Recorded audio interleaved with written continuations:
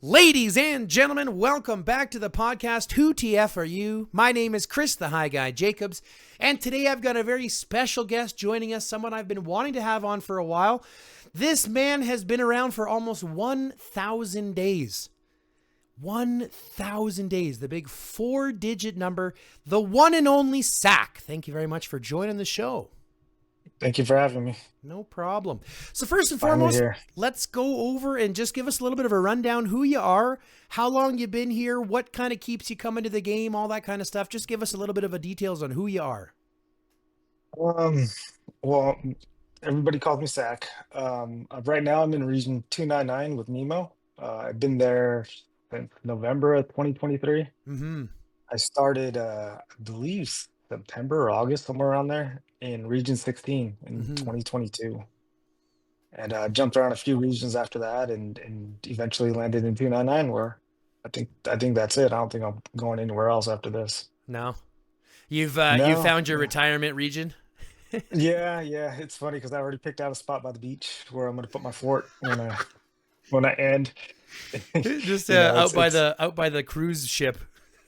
yeah, just gonna hang it out there and just leave it out there. But yeah, no, I mean it's the people that keeps them coming back. Like a lot of people that you talk to on here. Sure. It's certainly not the money I spend, but it's more the people. That's You know. right. I look at it, I'm like, the money, don't get me wrong, the money part is interesting. I find myself spending more now, not just because the game is more expensive to play. I find myself spending more now because I kind of respect my position a bit more. Do you know what I mean? Like, I feel like I Yeah. kind of have to. Yep. Yeah, I get that. I mean, I'm starting to think about how much I spend and where I put my money. Don't do You that. know, Don't do n- no, that. no, no. It's because I talked to my R5 and I think a couple years ago she added up what she spent in a month and she's like, yeah, I gotta stop. Oh, yeah. And I was like, don't do that. Why would you do that? Why would Yeah. you even think about doing that? Don't do that. You know, It's like people who smoke cigarettes. I was doing a calculation how much I spent on cigarettes. Don't do that. Don't do that. no, Look, if you do something for your own life, if it's a hobby or a habit or whatever it is for you, don't justify it with numbers. Don't do that. You won't like no, the no. outcome. It's I was thinking about when when I was about 70 million a mite and you're gearing up for that P6 and Mm-hmm. everything and it's like they had a they used to have a like I think they still have it in the limited time offers like a daily research thing. They used to have a daily training thing too and I was buying the 5 and the 10 like every day plus the Jesus. daily boost and I was just I because I've always fought wherever I've been. Yeah. I think it took me almost a year to get 1 million troops I because mean, I it only had should, I think for the especially if you're. first Sorry, I go think ahead. for the first 6 months Yeah. I don't think I had over 400,000. I mean, when Um, you it- spend all it- your time fighting, there's not many troops to save up. yeah, so it was I was just I was just going for it and I was like God, I was spending a packet I was spending a lot Yeah. and then so I'm it's funny because I'm thinking back on it now going how was I affording that? But I think I'm spending the same amount. It's just in different places now. Well, they've given us so So many things to kind of focus on now that it's like we were talking about kind of previously before we started recording. It's because there's so much to kind of choose on. It's hard to like justify where to put your money properly to be the most efficient. So yeah, I think you had mentioned it. It's like we're falling behind a little bit slower than we were. You yeah, know. yeah. It feels that way. It does. Yeah. Yeah. It It's does. I was happy. I think well we were talking about earlier, and I was telling you that I'm one of the few players in my alliance that still runs 5 squads out in the field. Yeah.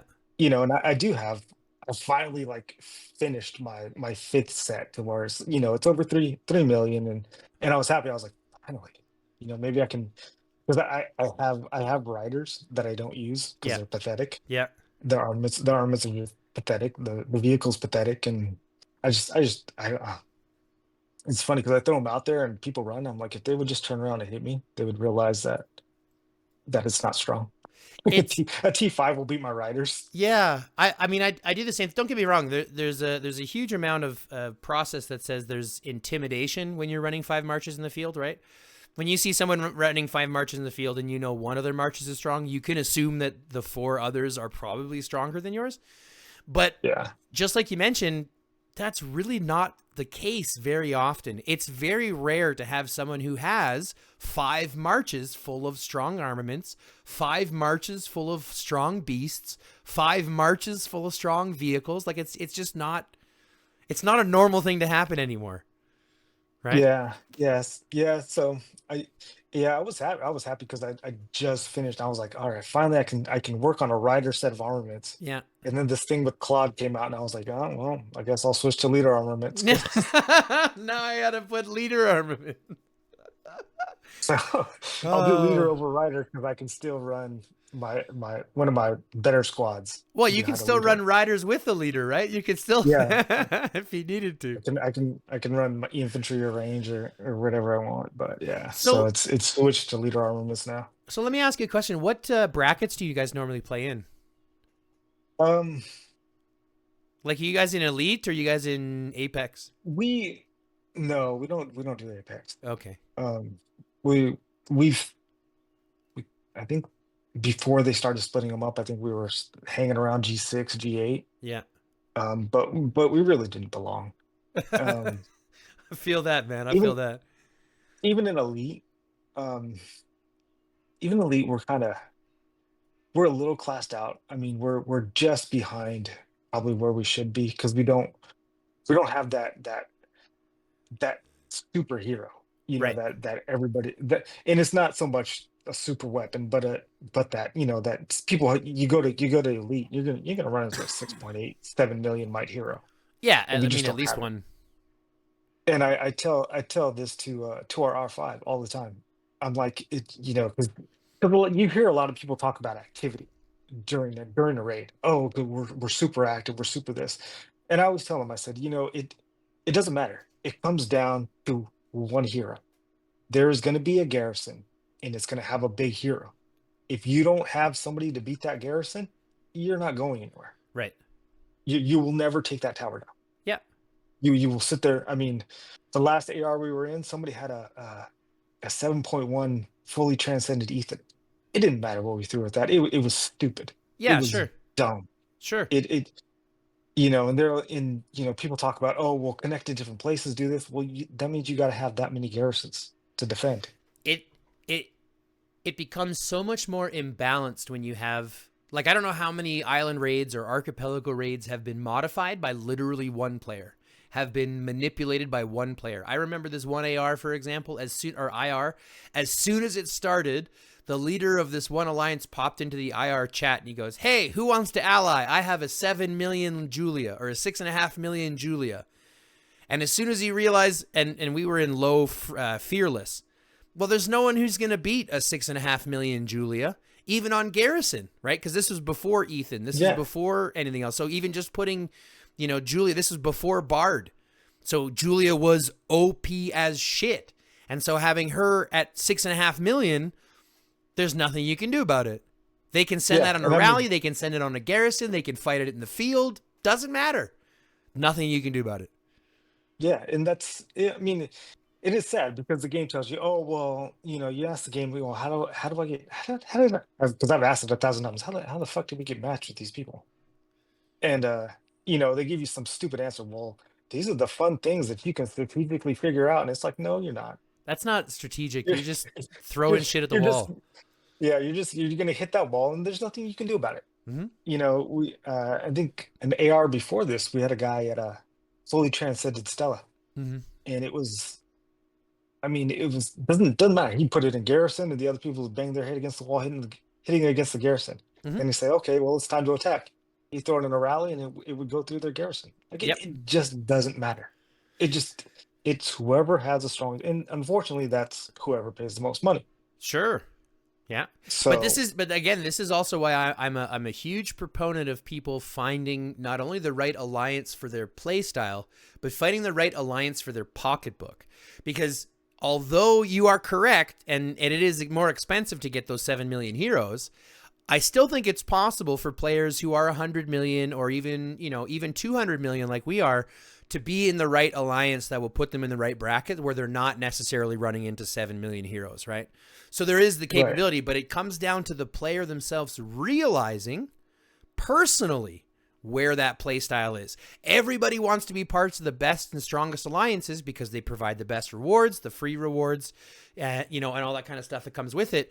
But people forget that in order to be there, you really have to work hard to be there. It becomes a full-time job. And I think, Yeah, and going back to where we fight is we try to fight mainly in fearless, mhm.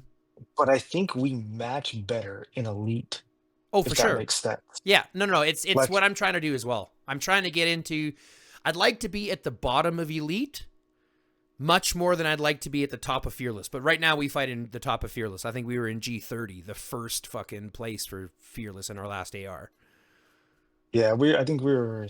I forget where we were. I just know that we were outclassed by the people that were there. Mm-hmm. But the time before we fought in elite, we weren't outclassed. We Mm-hmm. were, and it's knowing your as an alliance, we kind of know where we are when we go to elite, because you'll Mm-hmm. run into that 6.8 million hero, that 7 million hero, and it's kind of like, hey, you know, we can't, if they're throwing a 7.1 million Garrison, we don't have a rally we don't have a rally that's going to dent that, Mm-hmm. and that's really going to be on you guys. But what we can do is we can flood the field. Sure. I mean, we'll flood the field, and we'll fight like hell. We'll reinforce. We'll reinforce rallies, reinforce Garrison. We got all that. Sure. But you guys do what you do, and we'll support you guys. Mm-hmm. So a lot of times when we're in elite, we're that supporting alliance. Right. You The know, garrison when fillers, line fillers, things like that. yeah, and it's as part of the game strategy, that's an important line to have. Mm-hmm. You know what I mean? It's as important as knowing where to put your tower in the square. You know what I mean? Don't put it in the middle. Don't put it up front. Put it in the back. Make them walk through the HQs to get there to reinforce. You know? You'd think Yeah. these simple things, but man, I don't know. In AR, when people place towers, my blood pressure just goes. Woo. Yeah. It's rough. It's hard to see sometimes, Yeah. but yeah, it's kind of, I think in elite we know our place and it's easier for us to play. Mm-hmm. But I think but right now but hope we keep going to fearless to hope to get a better match to where to where we can work on the other things, Mm-hmm. because our players do work on Garrison, they do work on rallies, and they want to participate more. But you get elite and you gotta, some people launching rallies and you got people screaming, I'm like, why are you launching a rally? It's rough. It's a hard thing for people to understand because everybody, and again, this comes back to the conversation about fighting 5 marches in the field. Everybody wants to do the most to be the most effective. Like they all want to be the most effective. But the hardest part to realize is that there's only a couple that get to be the most effective, and 99% of the alliance is there for one reason: to refill rallies and garrisons. It's to be the supporting numbers to support the bigger players that you have. And that's a hard thing for most to digest because we all want to be that main character, right? We all want Right. to be that person. But unless you're prepared to spend hundreds of thousands of dollars to get there, right, that becomes the hardest lesson to learn. That's why finding the right alliance is hard. That's why fighting 5 field and, teaching people not to fight 5 in the field is hard. In GROP, we're working specifically to limit our field fighting and focus more exclusively on our rallies and garrisons. Because like you mentioned, if you have a good rally and a good garrison, that's enough to win the game. Doesn't matter how many troops you have in the field. Doesn't matter how many troops you have anywhere else. If I'm sending a 7 million rally, even if you swarm it with your 5 marches or 10 marches or whatever you want to swarm it with, those 10 marches are taking massive losses in comparison. And I Yeah, can win that battle all day. yeah, I mean, it's like you see it, and it's more like let them swarm, and it's funny because that became the thing to do. Mm-hmm. Like you know what I mean. The game goes in different styles, and it's funny because you see things happen in G1, G2, the higher things, and then it Mm-hmm. slowly trickles down to the other things. Like I remember nobody would swarm. Well, mm, I guess you could swarm a rally. It was in fuck, 2 years ago, 2.5 years ago. You could swarm a rally. Rallies didn't hit back. What do you That mean was they didn't interesting. hit back? You could swarm a you if somebody was doing a hive mind, you could attack the rally and the rally didn't do damage to you. What? Yeah. We used to do it during kill events. We used to watch for alliances doing rallies because we could swarm the rally and not take damage. That's And then disgusting. right. And then I remember, to all people, he was still small. And I consider small, I'm saying small as like 90, Comparatively. I think he was 90 to 120 million in might Mm-hmm. at the time. Save me, Mm-hmm. launched a rally, and I swarmed it. And that was the first time that I saw that I saw my troops take damage. But I think he had known, and he like broke his rally up right then because he thought he was going to take damage Sure, sure. without giving any. And it was the first time that I noticed, and that was I want to say that was June or July of 2022 or Jesus. 2023. See, and Yeah, it that's was it was that's it a was it was interesting. yeah, that's So sorry. yeah, so anyway, Go that's when they ahead. brought Go up the ahead. no, because they brought up the counter rallies. Yeah. The counter rallies came, and then people tried that, and that's when that stupid fucking hero Jonathan came out, and and then that was a thing for a while, and then people just started swarming them, and then all Sure. of a sudden you see Bodala and all these other things that resist swarms, Mm-hmm. you know. That are very You- specific to are basically saying, yeah, go ahead, swarm me. Like Stella. Go ahead, swarm Stella. Feel free. That's what she wants. She Yeah, wants to be swarmed. Go ahead, do that. yeah, Right? it's just, and it's again, it started. You started seeing the larger the G, because you get bored in there. I watch G1 and G2 all the time. Why not? Well, it's not only It's that, but I fun to see mean, it. it's good to see the top end of the gameplay so that you can, I mean, like we talked about, you can take those strategies and bring them home. The only problem is there are things that happen at the top of the game that you cannot do yourself. Okay, Yeah, there are things like when you talk about the top of the game when 1 to 2% attack and defense actually matters.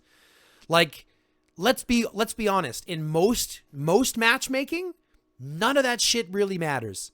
Like you mentioned, you're going to have no, one or two people that are going to be lucky enough to have spent more and be stronger than everybody else, and everyone's going to be relying on their troops to get there, right? That's kind of how it is. But at the top of the game, when you have Safe Me versus Safe Me, or hands versus Safe Me, or all these guys that literally have everybody at 100, max chips, max awakening, max armaments and all this kind of stuff, where 1% and 2% matters, swarming rallies becomes a much more playable game. However, yeah, and most people see people swarming and go, "Oh, I can do that too." And then they do and go, "What just happened to all my troops? Like, where did they go? Why are they all in my aid yeah, station?" yeah. It's before they came out with beasts when they had I think it was even right before vehicles. You would see Hans and Save Me fight, and it's like honestly that fight comes down to who's got the better hones. Yeah, and 'Cause, I even mean, with Hones, I mean everything that's what I'm saying. two everything has to percent. be equal. Yeah, Yeah, it's I mean that just matters. But like you said, I mean it's you see these things trickle down. Like I mean, what was it? Thunder and Tom, Thunder and Lewis, yeah, Thunder and Victor. I mean that was the Garrison. I mean because that's when Garrison's even Thunder and Tom because Thunder and Tom was forever Garrison. sure, You put Thunder and Tom out there, you were never going anywhere until Julia came out, right? yeah, And Julia just abused it, and it was like, okay, well then there was nothing to stand against Julia for so long yep, until Chasey came out, and it was even Reagan Riven was the best way to stand. I mean, and they nerfed Julia at least twice. I yeah. mean, So I know they her they removed raise. her. They removed her. Or they limited the amount of times that silence could happen in a row. Because like it Yeah, was like I think silence every time, and then they modified that a little bit. I don't know what else they did. Maybe wait or weaker or no, something. I they don't know. they they took her silence time down. Her Oh silence time was yeah. longer. Yeah, It yeah. was it wasn't 3 seconds. It was long. The thing was is when you paired it with Lewis, Yeah. her silence overlapped I think it was down to 4 seconds that in between rages, and Sure. it And would then overlap. and cuz Lewis has a decent rage generation as well, so that makes sense. Yeah. So then they moved it to 3 seconds so that it would actually end before she raged again. And then they took away you can't stack the silences, you can't. Yeah. But before that, I mean, she was just abusing. She And was then OP as shit, man. She was OP. yeah, I mean, even to this day, she still people still hits use her. she still hits like a truck. Let's be real. She still has playability. She's no Sophie. That's true. That's true. But Yeah, she still she's hits. she's lost her field. I think her field presence. I mean, she hits, but she's lost her field presence. Oh, It's for sure. definitely a Sophie that it's definitely a Sophie that you look for first. But Yeah. yeah, is and then I think in the upper regions, that's when they started using more of an attacking garrison. You went from a defensive garrison to an attacking garrison, Putting out more of the and I damage think bases. yeah, this is now where we're moving now. It's Sure. it's. I mean, you look at Boyd. Boyd's not a defensive garrison. He is an attacking garrison. Yep. He's damaged for sure. He's yeah, he's But he's gonna hit and he's gonna hit hard. but that's why he's gonna have good synergy with Riven, for example. He'll have synergy with, which is exactly what I was hoping for. So Yeah, seeing that shield synergy with Riven is going to be good. I think seeing his synergy with Stella is going to be good because don't get me wrong, Stella's not the best in Garrison, but she does do multi rally garrisons pretty okay. And so having her and Boyd, I think is going to be pretty sick to see. Lots of damage as well. So yeah, we're moving more into that more into that offensive side and less into the defensive side for sure. yeah, for the garrisons. Yeah. Yeah, definitely. Because I mean, Ethan's garrison is just disgusting. Hmm. Ethan Riven or Lewis, not man, Riven. just blows my mind. It's just gross. Jesus, it's. I mean, it's. And then even Chase. I mean, Chase the garrison. It's just Mm-hmm. they Yep. and they all just attack. Like Mm. they're not interested in healing. It is all attack. Well, once they added when they added Thunder, and you saw the influence that his heals brought, it was massive in comparison. But then people started to notice that although the heals were good, and it made the trades last longer, and it was a great garrison because it lasted a long time, gave you time to counter, gave you time to refill, and all that kind of shit that comes with it. The problem was it becomes the most expensive way to garrison as well because those heals lead to more dead troops, right? More heavily Right. injured, more dead. So once they moved away from the heal and they brought in the shield when they brought in Riven, I mean, they had shield affecting before, but you could see this noticeable shift from heal buffs to shield buffs, which became like Yeah. infantry's number one thing. And as soon as Riven came out, now Rygaro is relevant again, and Thunder takes a back seat. Yeah. And it's. I mean, yeah. It was nice to see. It was nice to see Reg just come back. I mean, it was good. It's good to see like an old hero. Find a place again. Mm-hmm. Because it was like, I mean, I always tell people, I've told people in AR, because they've asked me just because of my might, hey, can you garrison this? I'm like, I don't garrison. I don't have a good garrison. Mm-hmm. I don't play the garrison. I don't. That's not what I do. And but I did have an awakened Riven, and I did have an awakened Reg, so I'll throw them in there. Mm-hmm. It just Even even a Rygaro with only 3.5 million or 4 million armaments is going to do a Rygaro Riven Awakened is still going to do very well. By yeah, comparison, even against the things that are coming, like even against the Rubinas and even against the Chasey Felix rallies and even against the Stellas, it still holds its own pretty well. Don't get me wrong, Boyd is resetting that whole thing for infantry for sure. But it like you said, it was great to see some of this like life being brought back to these older heroes that kind of fell out, right? yeah. I mean, there are those old. It's weird. There's some old heroes that just keep popping up. I mean, I still see Tom regularly. Master Out Jin. there. I don't see Jin as much. Really? Man, I don't Jin understand is that guy. underrated, bro. Jin is I underrated. just no, the damage just isn't there. And I Hey, mean, if the it's just tank buff is. You want to put him on a tanky line? I'm telling you, Bella Sven or Sven Jin or Bella Jin, still a great rider line. I would put money on it. I'm still a ah, big Jin fan. I guess if I didn't see him, like if I saw Bella first, I mean, I being a range Yeah. main that runs infantry, and eventually I'll flash like a rider, but I most of them I target those. As soon as I see a rider, I'm on it. I'm on it fast as hell. Hmm. It doesn't matter, and and fuck Daryl. Daryl's fucking me up. Riders are I mean, coming back, man. Daryl Rubina is well, sick. Is sick. writers have always been that. I always tell people Ah, if I could redo the game, I would be a writer main you think so? because writers get all the best shit, dude. All the it is. I don't I always know. tell people I still I'm think. like look Sorry, go ahead. look at. I mean, the Calamity Sisters are the front picture of the game, and they're Sure. writers. Yeah, sure. It's all writers. It's if I But could redo it, I would choose it. let's also agree the Calamity Sisters are only relevant if you have their skin. If you don't have their Which I skin, do. there is entire fuck you then. But here's I mean it's a concept I look at. I'm like, I agree that riders are strong, don't get me wrong. But I still think that IGG favors ranged more than anything else. I think they Ranged. favor ranged You know why they favor ranged? because It's that's where the because I money think is. somebody. Yeah, Yeah. I think somebody in the English channel said one time. It says if they're a range main, it's because they're a spender. That's right.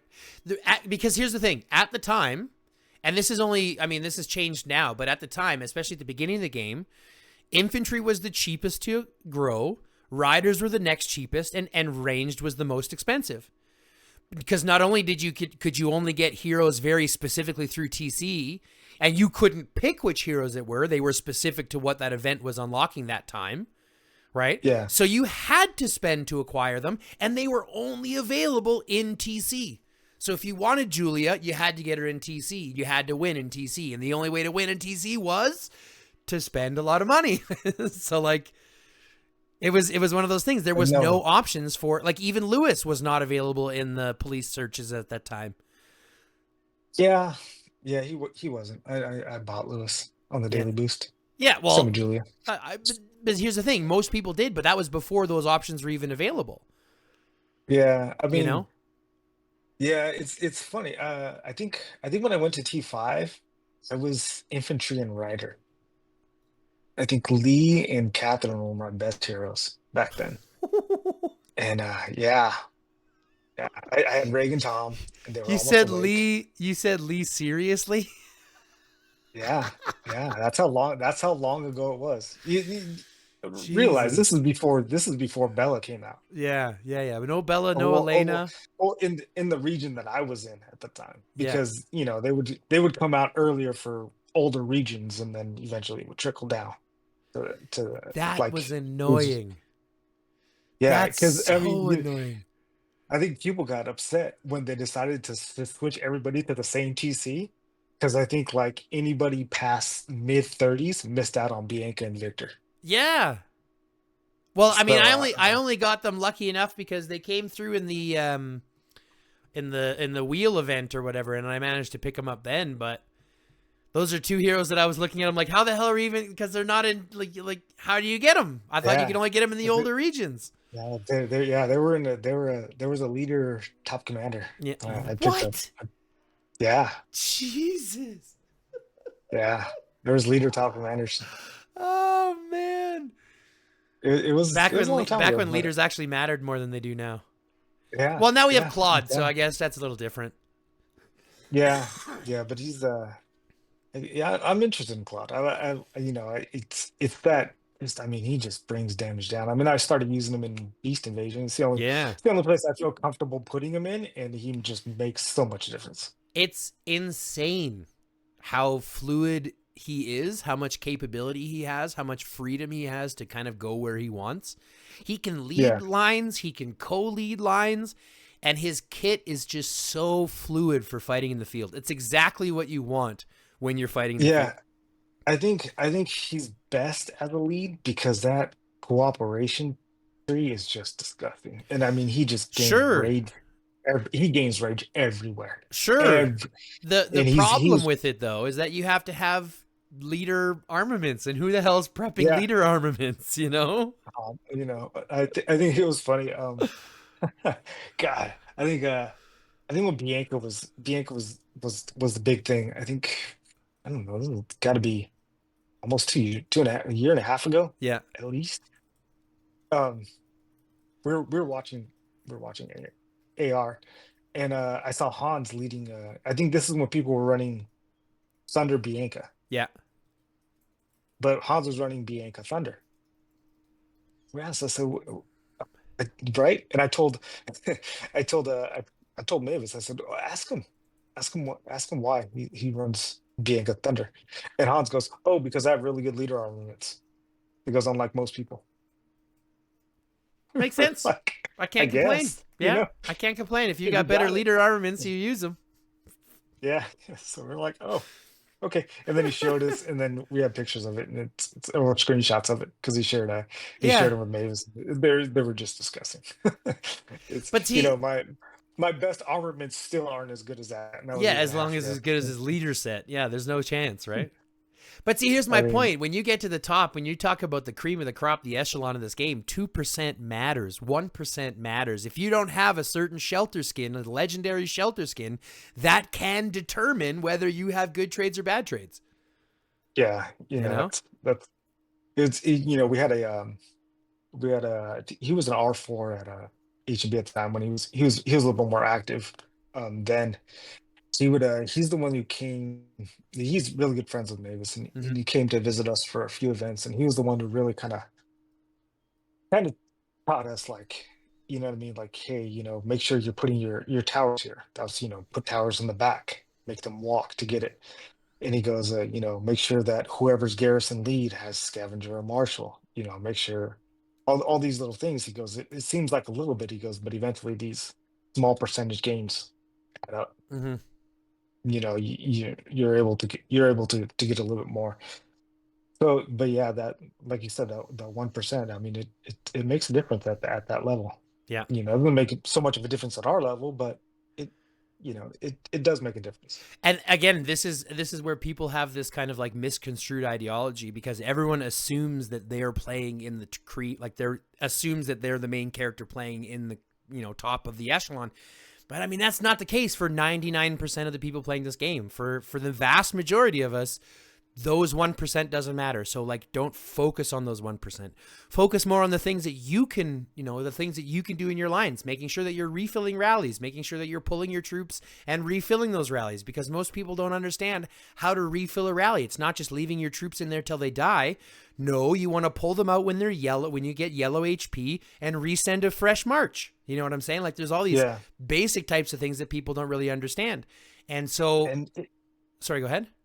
no, I was just saying, and the thing about is refilling a rally is send your refill before you pull your other one out, so Mm-hmm. it's already going, so it's in and out, because it doesn't matter. Your heroes don't people. Sorry, I always see them when they're coming to my rallies because I restrict them to range, and they're picking range troops. I'm like, or range leaders, and I'm like, it doesn't matter. Just throw somebody in there, Yeah. you know. And I think that's like we were talking earlier. Like I was telling you, my R5 now doesn't run 5 troops.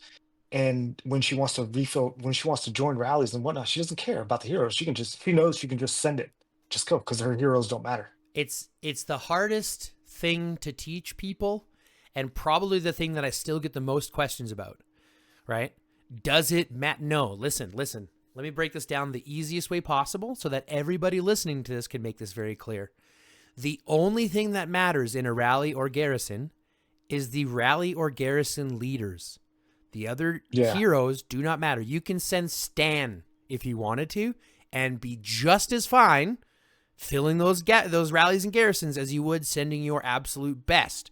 So understand that the only thing that matters is the leader of the rally and garrisons. Those heroes matter. The rest of it doesn't matter. Irrelevant. yeah. Just troops. I tell them, I said, my heroes, your troops. Yeah. Exactly. That's what Exactly. it is. you know, and it's not even just on rallies. It's not even just on rallies and garrisons. I mean, it works very much the same way when you're starting to think about prepping your own lines, right? Your main leader is the only thing that matters. Your co-leader doesn't matter. You know what I'm saying? Yeah, like, you don't have to put armaments on your co-leader. The only thing that they're bringing is their skills. Don't worry about their talent tree. Don't worry about anything else, right? You only care about their skills. Well, and now you have to care about their level. I just gave this I just told somebody in the Geno chat last night. He was like, you know, because he was asking about switching the talent tree on Ethan back and forth between fighting in the field and Garrison. I said, that's easy. I said, just make him your assistant when you fight in the field with him. So you never have to worry about his talent tree. I said, if you do that, you're done. Yeah. You just said it once and you're done. Yeah. And in reality, there's only a couple of people that are specific to wanting to run in the lead anyways. Like Thunder wants to lead because of his awakened ability, providing additional skill damage to the skills that happen afterwards. So he wants to be first so that he gets that bonus damage and gets that bonus heal and gets that bonus, you know, coming off of his Garrison defense tree, right? That's what he wants to do. But a lot of them, I mean, you ask what's better, Adut Miyamoto or Miyamoto Adut? They're both pretty equal to the same. The only difference is going to be whether you're going to be hitting one target harder or whether you want to hit an area of effect harder. Because there is a specific skill in the skill talent tree that provides a 7.5% damage boost to the next skill that's dealt.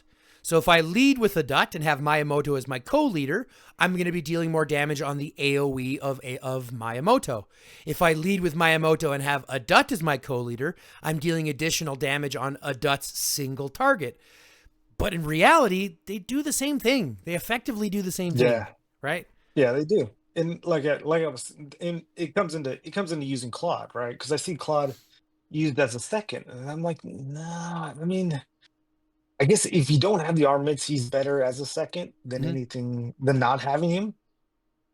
But I mean, if he's raging at 950 and everybody besides Sophie is raging at 1,000, he's gonna hit that debuff right before everyone else does, and right before the rest of your heroes are raging.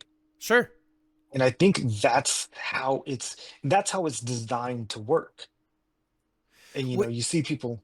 You see people putting behind Marco, and I get that because Marco's going to drop that rage, and it's going to, you know, take it a little bit longer, and that's enough time for Claude to get going.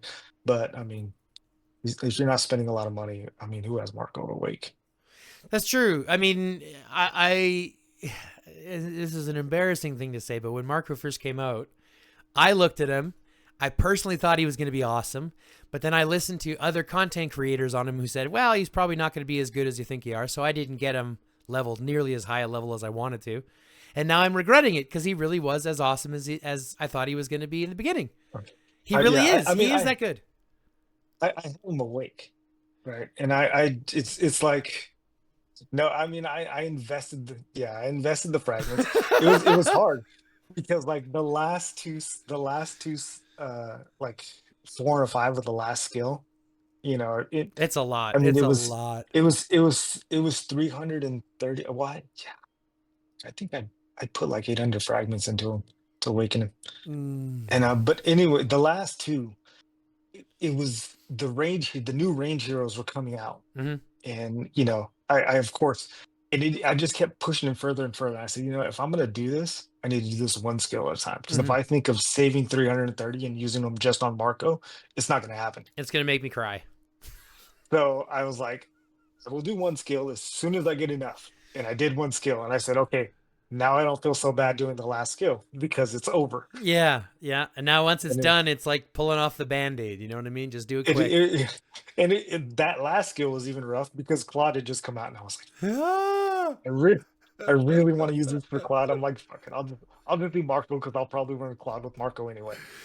Oh boy! Well, until you get those leader armaments, anyways. Yeah. So you know, that's about where I'm at. I'm like, let me ask you a question, Zach. Because I spent the money on Jack. So, yeah.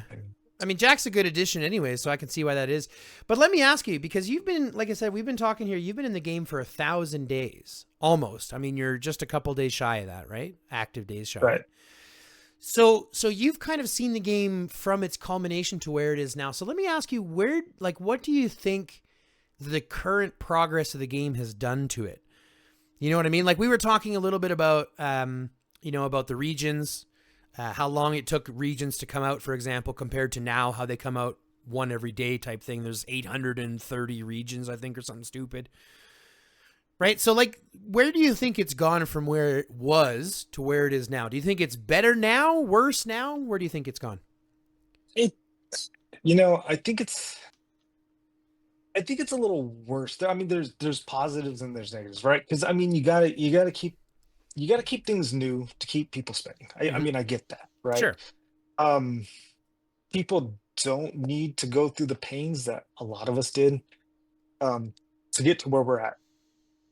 Like we were saying, you can be infantry focused, you can be rider focused, and you can be really good really fast. Mm-hmm.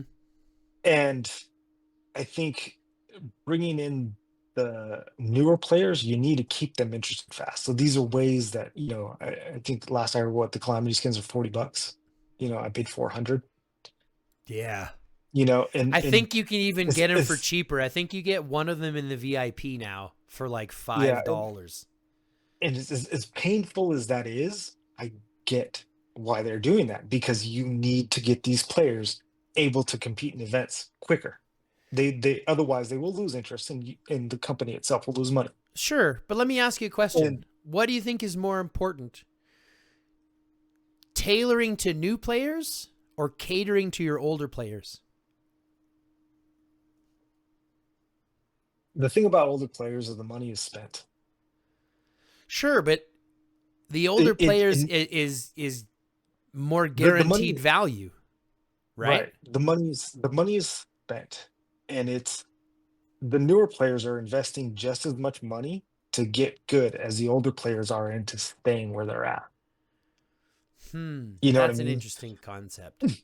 Because if I'm buying the customization contest for 5 and 10 a week, so is the new player, Yeah. and I'm staying where I'm at. They're growing faster because they have more opportunities to grow faster for cheaper. Also, I think Sure, it's and growing. I think. Sorry to interrupt, but I just wanted to add this point in there. I mean, because parts, for example, and I'm bringing this up because parts are much cheaper now than they were before. Parts used to be super Right. expensive, but now you get parts kind of everywhere. Yeah, parts. I always tell. It's funny because I tell people in my alliance too. If IGG is giving them away, it's because they're not worth the shit. You know, they're gonna they're gonna they're gonna give you that 1% in the upper regions, but if IGG is giving it away, it ain't worth shit anymore. Yeah, pretty much. That's And a good way to put it. carbon steel was hard to get a hold of forever. Yeah, Just to do your equipment, and all of a sudden they're handing it out left and right. yeah. Now it's I don't know everywhere. how many times I hit fucking carbon steel on the goddamn wheel. I don't know how many times in Not those like the biohazard thing. not to Like I'll mention do 10 spins. it's even in uh like any of the events, any of the rewards is like some or the semi trucks. How much carbon steel is in the semi trucks now? You know what I mean? Yeah, I remember buying carbon steel 10 for $5 and thinking I was getting a good deal. Whoa! Yeah, that's how it was when I first started. I mean, Antipede really was a big because deal. yeah, it was. It was a major deal then. And again, these are your Arena Doom. There in 16 for a long time, there was no such thing as hey, let me get up and buy carbon steel. No, no, it wasn't like that. Yeah, there It was wasn't the it nice people sharing carbon Yeah, steel. eventually it got there, Yeah. but it wasn't that way. And I imagine it wasn't that way in a lot of regions. And then it was they had made it harder because I think it was top 50 that could buy to buy the big one. So Mm-hmm. maybe you could sneak into top 50, buy it, and then have to leave. Yeah. And then they made it 35, and then it was just impossible to fucking get there. Unless your region, pardon me, was one of those ones that was willing to share. Yeah. You know. And then so it was really just the Antipede, and then on the equipment day in Top Commander, you could get a 10 for 5, some shit like that. It was disgusting, and now they're just handing it away. Like I said, it's not worth anything now. So I mean, part of me goes, I get, like you said, I get why they do it. but man, does it ever taste like ass. Do you know what I mean? Like, man, does it ever just suck to be on Yeah, the other end. it does. It does. And again, it's I think a lot of the ways the regions are popping up so fast is the amount of people that the game is available to now. I remember in region 16, I think at the time Polish, Lithuanian, God, those translations were rough. Mm-hmm. And now I didn't see any Russian, I didn't see any Arabic. There was none of that around. Hmm. You know, few of the Asian countries. So do And you then now think? it's just and now it's I mean, I remember going to 199 Yeah, to Thunder. And that was the first time I ever saw Russian spoken in the game. really. First time I've ever seen Hmm. it. So do you think that the new regions warrant? Like, do you think they're developing enough new players to warrant all these new regions? I think that I Like, do don't they think they have are. enough new players joining to warrant all of these new regions? No, no, definitely not. They're grasping at straws. I mean, if you look at the new regions, it's one or two alliances right away, and that's it. Mm-hmm. And we kind of I think when we first went to 299, uh there's an algorithm that they run, and we picked up on it pretty fast. Like, you let in the chiefs, they donate for a day or two, and then you kick them out because it's just a bot that comes in and donates. It's got like a 24-hour live period that donates to tech, and then it leaves. It never logs in again. Hmm. So we would do that because we want to. Of course, you want to get your tech up as fast as you can. So we would let them in, kick them out, let them in, kick them out, let them, as fast as we could, because Sure, sure. you're just taking the donations, the alliance donations, and that's all they did. So Huh. the game is doing that, and it's and since you can't invade regions on day one anymore, I think it takes 30. They give them 30 days before they get their ass fucked by some whale somewhere. It's even more than that. So I was looking at this myself, and there are a lot of regions that are over 30 days that have what's called special migration privileges. So it's like they're oh not that, they're not totally open after 30 yeah. days. Well, it was like that, right? I mean, I mean, I don't know if were you on game before immigration freedom? Yeah, yeah, yeah. I was there when immigration was expensive and hard. Yeah, I mean, it was like if you were 150 million, 160 million might, you were trying to go to a region. I mean, it was hundreds of dollars to Yeah, move. it wasn't cheap. It wasn't cheap. But Hmm. you could earn the visas through DS at the time. You could get them through Dark Seal, placing in Dark Seal. Yeah, but that was before. I mean, I'm talking before Dark Seal. Oh yeah, so I Yeah, started I started right before Dark Seal started. So I yeah, started.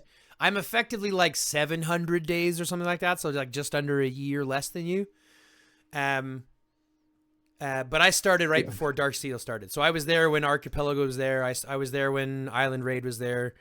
And then I was there before Dark Seal started. Yeah, I think to move before that, I think you would have to buy the scrolls. I mean, in fuck, not the limited, the other one, the premium packs, Mm-hmm. right? You would buy one for $5, Right, and you maybe needed two for like 10, 15 or 20 or 30. depending on your might. Yeah. It was all depending on might, and it was depending on the might of the people in the region you were going to. See, and that's the way it should be. I hate this free. I'll be the first one to tell you, man. I absolutely hate. I hate this free immigration. Like, don't get me wrong. I'm not. I'm not a conservative. Okay, I don't vote Republican, but I am not one for an open border policy in this game. Okay, I'm not one for See, free immigration. I think that even the free immigration, I think I could deal with if they got rid of the cross server alliances, Mm-hmm. because then you would have to be where you wanted to play. There's a couple of things that I look at that would make this whole process better. If they want to do free immigration, that's fine. Like you mentioned, don't have multi-regional alliances, don't have multi-regional events. in the sense that like the arena is multi-regional. Don't do that. Make it locked to the region. Do you know what I'm saying? Like those types of things. Yeah. If you want to have ultimate, immigration where you can do that and go anywhere, that's fine, but make it specific to the region that you're going to. Right? I agree with that. But I also think they have to limit the regions based on might, based on the current might of the people there. So if someone is 400 million might, they're not going to be able to go join a brand new region or a region that's only 40 days old. It doesn't make sense for them to go there in the first place. It doesn't. Again, it's like that whole right the whole farming of the martial titles. Yeah, totally. That was going on. If you make those titles, like if you get rid of, let's say they could say, hey, you can only have one martial title per alliance. Nobody would try that. If SSI or UOD or somewhere goes to a thing, it doesn't matter how many multi-regional people they bring in, they can only have one martial title to that alliance. Mm-hmm. One scavenger title. Something like that would be good. Sure. Because they couldn't. There becomes no reason to go do it. Mm-hmm. But again, this becomes my entire process that says IGG, that says I'm not mad at the people for doing this. I'm not mad at SSI for going to 70 different regions and blowing out 70 different regions so they can have 70 different martial buffs. I'm not mad at them for that. I'm mad at IGG for letting that happen. And I'm not mad at them for doing it. Whoever thought of that is fucking genius. That was smart. I would have never thought of that. Yeah, a whole different layer of clever. Yeah, it's smart to do. Why wouldn't they? It's some people do it, some people don't. I guess if you want to be the best, that's what you do. It's within the realms of what the game developers say is okay. Yeah. So they're not doing anything wrong. No, and they're not. And I don't blame them for doing it. It's fine. But it's just kind of I wish I wish the developers would do something about it. Like I said, you don't have to give up free immigration. You don't have to give up cross-regional things. You could do as simply as writing a line of code that says, hey, only one alliance gets this thing. You can only have one marshal for this thing. Yeah. And like you said, like, I don't know, like we were talking about TC just this week, and we were saying that when TC was regional, you could communicate with people who had been saving for X amount of months for a hero, and say, that's fine. I don't need to spend to blow you out of the water. I'll do the next one. Sure. We would talk about it. Hey, they would ask me because they know I would do the range TCs. Hey, Zach, which one are you gonna do? You can do the first one. You can do the second one. Oh, I'll take the second one. It's fine. Sure. And they would go out and do the first one. Mm-hmm. The same with the infantry ones because everybody's an infantry, man. They would work. Don't remind me. They would work it out. Infantry TCs just they're nuts. I'm at 500 million points already. Okay, they're nuts. Like, yeah, I think Mavis is at 550 million. She's sitting in first. I'm in first at about 500 million. So like, it's not easy to win a TC for infantry.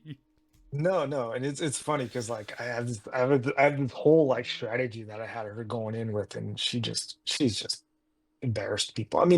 She had a bunch of shit saved anyway. She had like 1,600 advanced searches. Yeah, I had 1,600 of each. Yeah, I had 1,600 of each.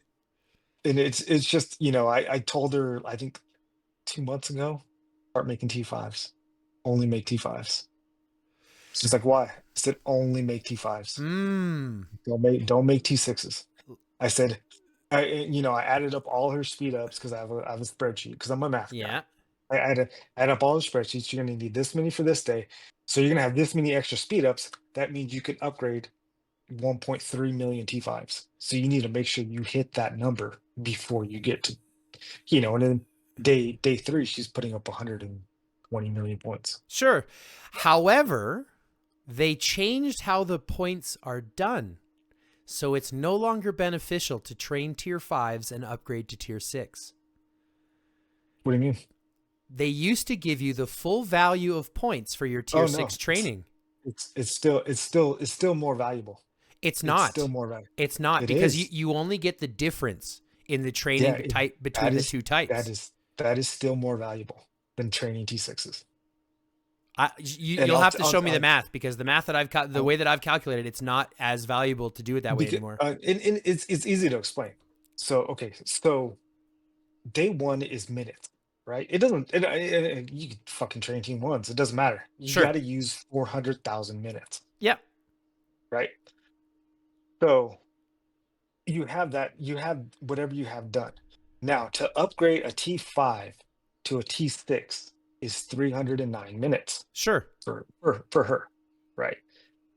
To train a new T6, 2,000 troops, it is what 32 hours,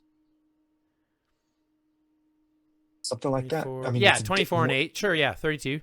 somewhere around there. Okay, so 32 times 60, some 18, 1800 minutes. 18, that's 1800, 1920, somewhere around there. Sure. Okay, so you're gonna get 300,000 points for 2,000 T6s at 150 a point, Yeah, but you're not getting right? 100 oh, you mean generating 150 point by building them. Yeah. Okay. Okay, so that's going to cost you 1,800 minutes. In those 1,800 minutes, I can upgrade 6 times. So 12,000 T5s at 140,000 points per. So it takes me 2 T5s to equal almost what you're doing for T6. So I'm doubling your points with the same amount of speed ups.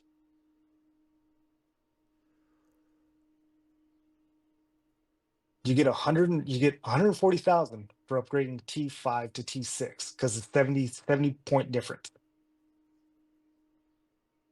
So if I do that twice, that's 280,000 points. I've only used 600 minutes, where you're using 1,800 minutes to do the same thing. So then if you're using 600 and I'm using 1800, it's only 3 times as much. Right. But again, I So have a 15, 30, bunch. 45 versus my 3000. So you're only making a balance over it. I'm But making about twice. I'm a little bit under twice I'm a little bit under twice is what I'm doing.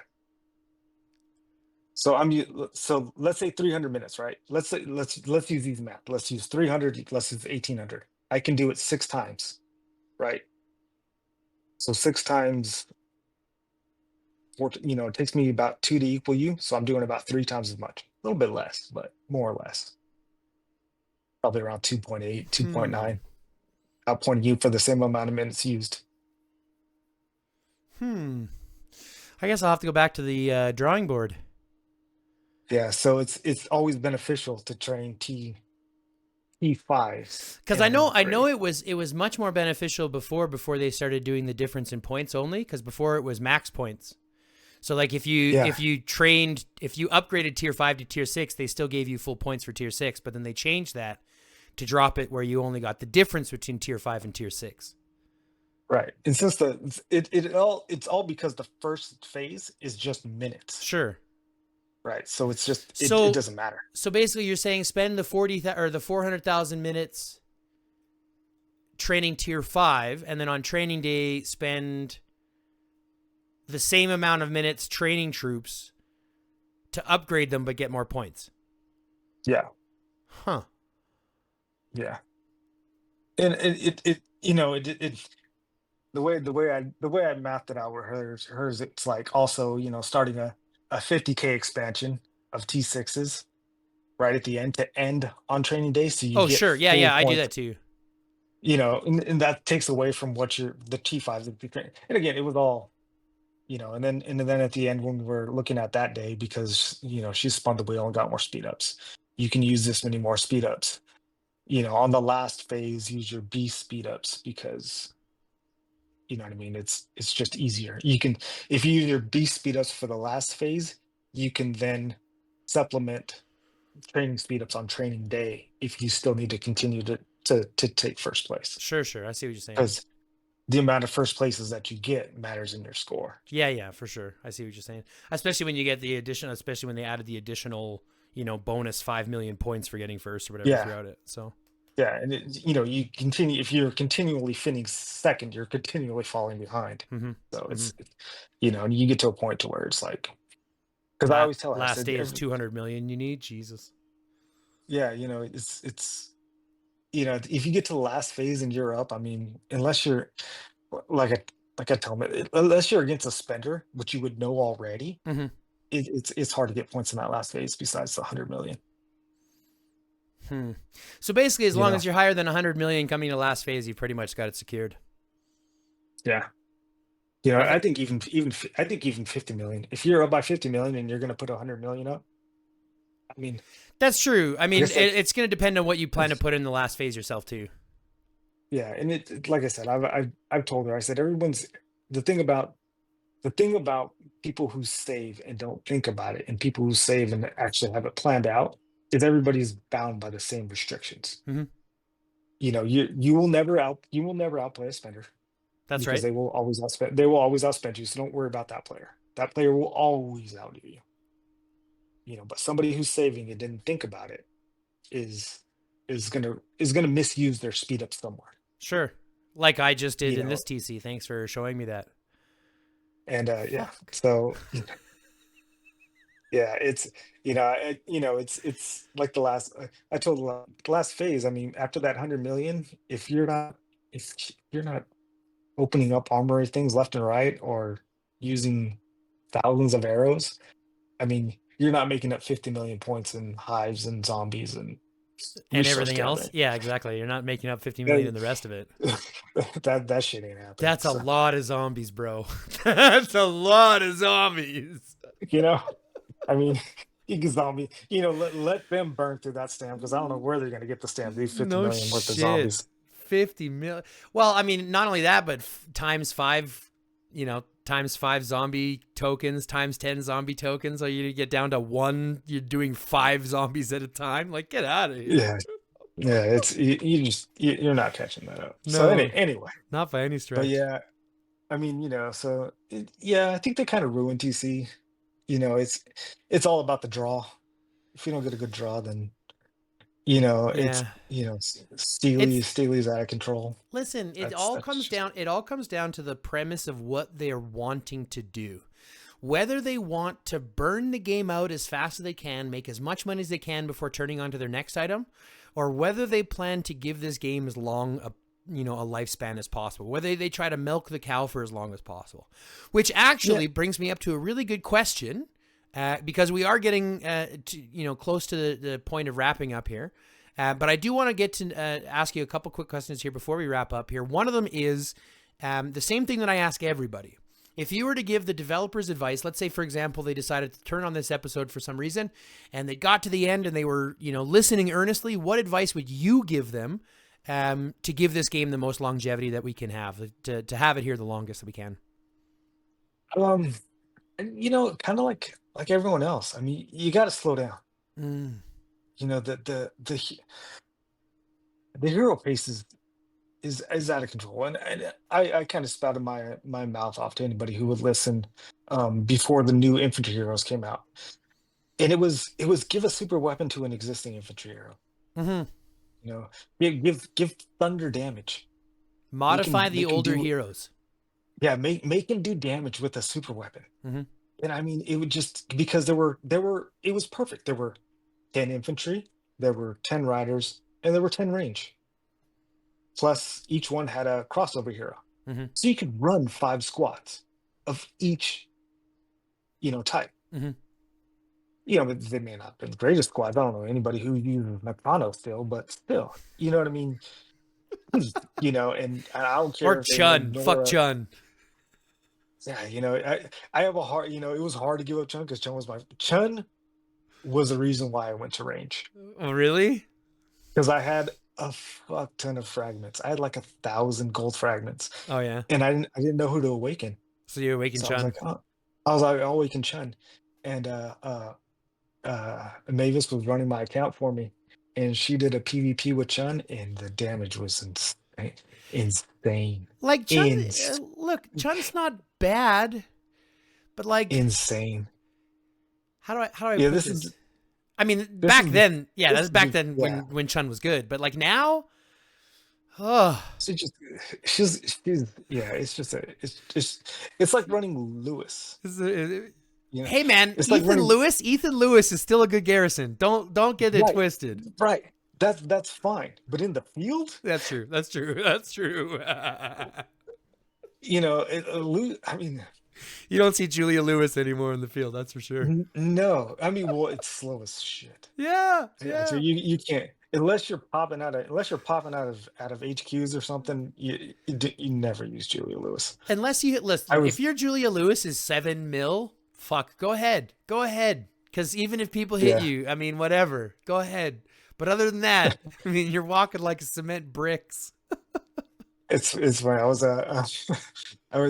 I think people were asking me about Honey, and I told them, I said, they were asking a lot about a lot of things in my alliance, and I was telling them, I said, look, I was like, the most important thing you're gonna find out about another squad is after you fight them. Mm-hmm. I said, you're gonna find out their vehicle strength, you're gonna find out their armament.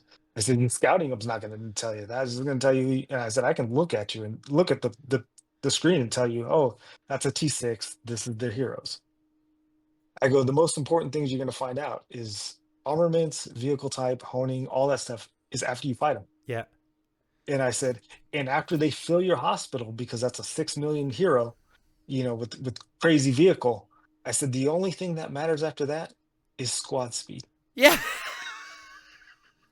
Because wherever they're at, you don't want to be. Yeah. I look at it and I go, this is something I've always said, right? If you can't fight them, run. If you Yeah. can't run, turn around and fight. Because, like, as much as movement speed is important and jumping through nodes is important, you will get chased down by someone who knows how to jump through nodes, right? Yeah. You'll get chased down too. So my perspective, you're absolutely right. If I'm moving as fast as I can to get out of it, but if I can't run, I'm turning to at least do as much damage as I can. I'm going to lose all those troops. Yeah. I'm going to cry about it later, but at least I'm getting my licks in, not just counter damage as I run away, you know? Yeah. I always tell people, I said, it's that whole thing. I don't have to be fast. I just have to be faster than the slowest person. That's right. I don't have to Because be fast. I they're just the have to be they're the faster ones than they're the ones you. taking the damage. That's right. Yeah, I never throw a range out there unless they got somebody who gives speed. It's like Jack's got to be with somebody slow. But I I mean, run let's that. I be think honest. Even the ranged heroes now are getting speed. Like they've all yeah. got I mean, speed in their kit now. yeah. I mean, it's because you gotta get away from your range because You you're do just all the sitting down. damage. What are you getting away from? Yeah, Come on. because you're taking all the damage. I mean, I run 3 range squads. My hospital is constantly full. Jesus. Yeah, I Constantly can full. appreciate. But so is the other people. The hospitals are the people that you're fighting. Yeah, It's yeah. a Until give and until take until until relationship. until you see feet and until I get hit with like the worst sight I've ever like I can see out there is like I see Daryl leading one squad, Felix leading another, and then Chasey on another. I don't know who the fuck to hit because I'm the one two. I'm gonna hit one of them, but the other two are just I I don't mean, even I want to say. I probably I choose I probably choose Daryl. yeah I do. I'd It's probably funny choose because it Daryl. was it was Elena for the longest time because you can't let Elena flank No, because she deals too much and damage. She punches you in the and face. yeah, and then as soon as Felix came out, it was Felix. Yeah. And it's now that Daryl's coming out. Jesus Christ. Daryl Rubina. Here's the thing I'm telling you, man. Rubina Daryl is a sick range. It's a sick rally line. Just a sick rally line. I Yeah, think it's it's gonna hit harder than I think it'll hit harder than Daryl Chasey or than Rubina Chasey. Even with Chasey being transcended. It's yeah, I that like good. it. It's that good. Yeah, and again, that all depends on all things considered even. That's Is right. that I saw that thing I saw that one hit hit that Ethan I fought in AR, and I mean you're talking. I think it killed 60,000 troops, but it took 600,000 in damage. It was disgusting, Yeah. disgusting with that So Ethan. that's only the one benefit. Like we've got in our team, for example, in GROP, we have a player who has a 6.5, 6.8, 6.8 working on a 7 million Rubina. So like we have, but not for Garrison, right? It's only for running rallies. So my best Garrison is still our Garrison main. But we have him as a rally lead, and it's effective. Like it's impressive to be able to have that hitting when you need it to. So like having a 6.8 million hero in Fearless is something that kind of every alliance needs now.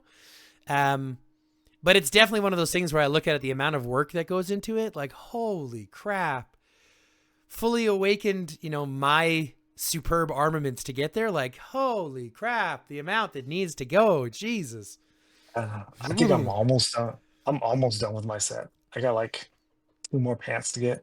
Man, I don't even have one single superb at 5 stars, so get bent. Yeah. Yeah. I mean, it's funny because I look at it now and I'm like, yeah, I'm not doing that again.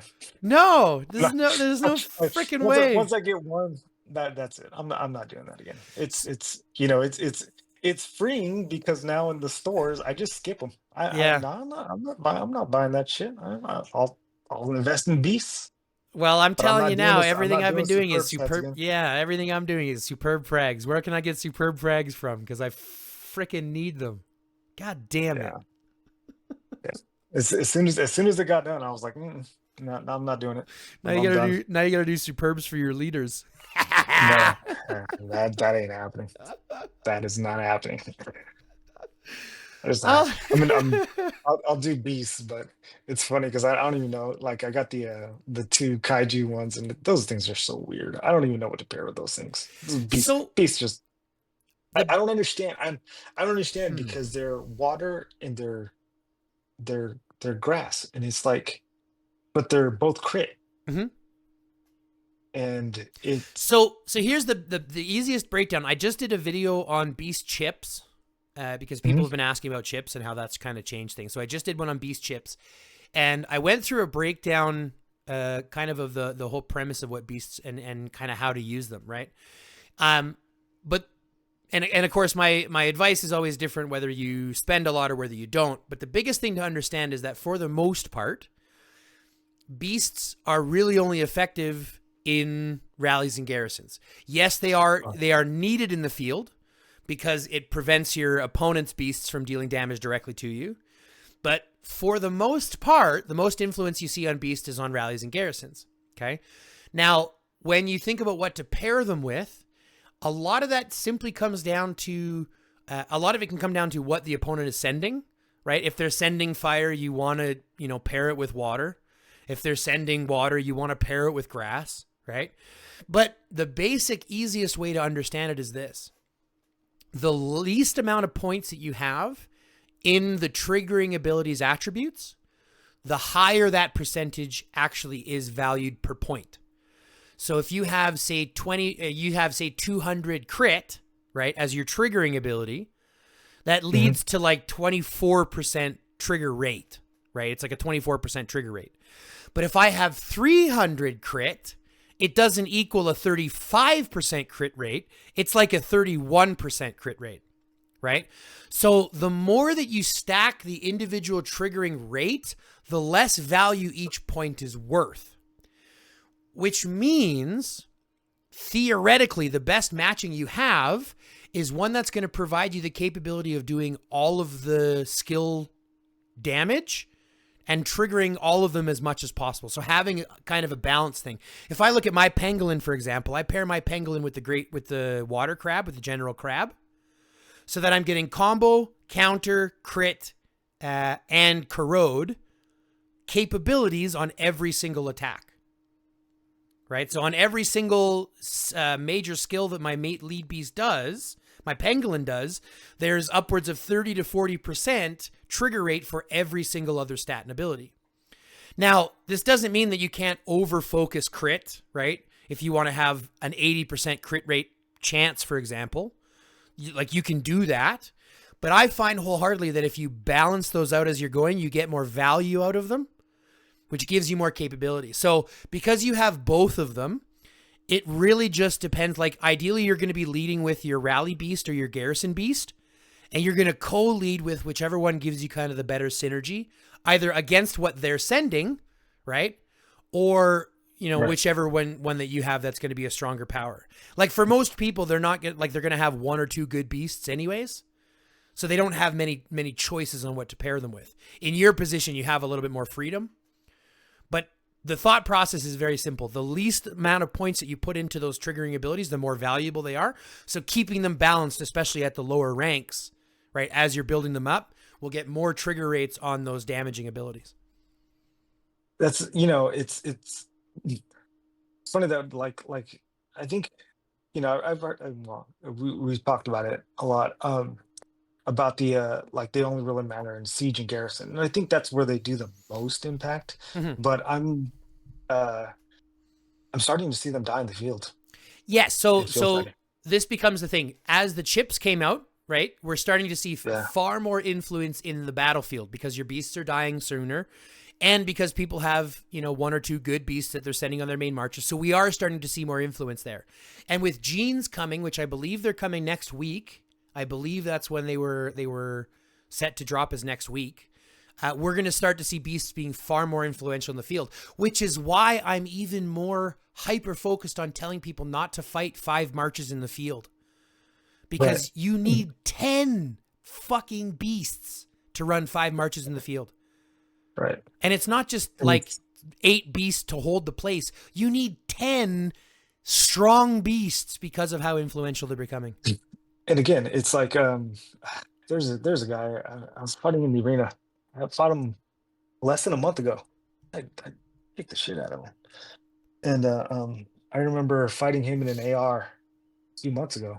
Maybe more than a few months ago, probably about almost a year ago.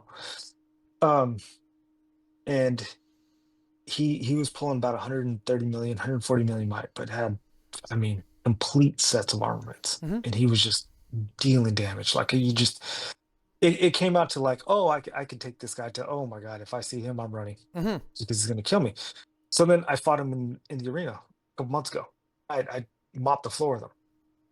And again, he's only right now. I think he's only 170 million might. And I saw him, and he now invests in beast chips, Mm-hmm. not in beast, but so much in beast chips, Mm-hmm. like he did in armaments. Didn't invest in a lot of things, but invested in the armaments. So now everyone equates beast chips to beast armaments. Mm-hmm. And I mean, I fought him in the arena last week, and he went through me like I was nothing. Yeah. So, I was just standing still. which is exactly right. So we're starting to see far more influence as they become more relevant, which is exactly why I'm saying now, with genes coming next week, you're going to see massive changes happening again to how influential those beasts are, which makes it even more relevant to be aware of where you're using your resources, right? Don't get me Yeah. wrong, armaments are absolutely important. They are absolutely still key and pinnacle to a successful march. Okay, you still need to have your good armaments. But as it comes from there, it's like armaments, vehicles, and now beasts. Like Yeah. it's very influential now in by comparison to when they were first introduced. Like when they were Yeah. first introduced, it was irrelevant. But now you need at least if you're marching 5 in the field, 10 beasts. Yeah. And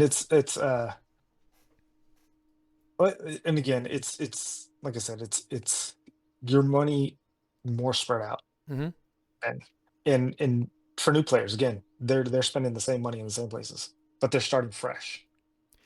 So here's a You know, it, question: do you think that the new players have an easier time catching up than what the old players had originally? Like, I mean, oh, let me yeah, see if I can clarify this, because if you look at what the new player has to think about now, right? Because they have to think about hero shards, and they've got so many more heroes to worry about. They have to yeah. think about armaments, they have to think about vehicles, they have to think about parts and equipment. Like, there's so many more things for them to have to focus on now to be able to be strong. You know, I don't I don't think so. And about about 8 months ago, I had a player. He's been playing with us since Region 16, and he's he spent. I mean, he cut back on his spending, quite a bit, but it was comparable. He had better equipment. He was T6. He had better parts. Um, Armaments were comparable. Mm-hmm. I mean, the other person maybe had better, but the other guy had a better vehicle, Right. and I think he had a helicopter. And I mean, the report was disgusting, and he was only T5. So I don't think that parts and equipment are even something that a new player is investing on or should even bother with anymore. Because the more, it's I think parts now is getting to vanity, and I look at it, I'm looking at it like I'm getting, I think, my infantry line gold, and it's like, do I really need to? You know, Hmm. my rider line, I made it purple, but I don't use them. So was that just waste parts? I mean, just so that it would be purple and not blue and green. Yeah. I Well, mean, that's a I good mean, point that you bring up, and I'm just going to interject here real quick because on this account that I was gifted, he didn't put any parts into riders or ranged at all. So I don't even have parts in riders and ranged. It's all in infantry, and I just unlocked my first red part. So yeah, yeah, did I put them purple just for the sake? Yeah, absolutely. We all do. We all do those I types of mean, things. yeah, it's really. I mean, if you're thinking about your account and how accounts are played now, it's vanity. You just want it to look good. Yeah, I want that You white just want part. it there. Yeah. So it's just, I want to have that shiny yeah, white part. Damn it. yeah. And I see, it's funny because I see players and they're like, oh, I can't wait for Bloody Brandy, and I'm like, I don't even bother with that anymore. Yeah, no, I'll, they I'll give do the out a free lot of ones. parts. I'll do a free one, and then I'll do the free ones, and then some of the other. I may do 10 extra spins to get a box or something like that. But I'm not worried about it. And I think the new players, I think, it's vehicles, it's beasts, and Hmm. it's beast chips, and they got those. They got those events. They got Wasteland, which is focused on beasts. Beast and beast They got chips. biohazards, because I mean, even in Wasteland, you don't get beast chips. You get Oh yeah, beasts. yeah, yeah. Sorry. I'm thinking So the biohazards yeah, the is biohazard beast event. chips, but that one is also paired with beast search and that other awakened potential, Yeah. because you get more of those fucking needle thingies. Y- And and I mean, that's where their money needs to go, and they know that, and that's where they're putting their money. And I Hmm. mean, you're looking less for heroes. I mean, they get hero shards, but they're starting at the top, right? They're not thinking about, oh well, my okay, who is Bella? Bella's 5553. I'm gonna finish Bella and start on Daryl. No, they're starting on Daryl. Yeah, that's right. They're starting on these heroes that are more influential. They're not finishing off Bella. I just told Hmm. one of my low spending players, their Bella's 5553. I said, don't even, if she happens, great.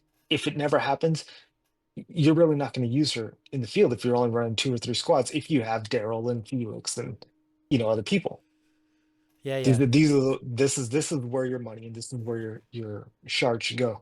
Funny, I remember back when they weren't shards. Do you remember that?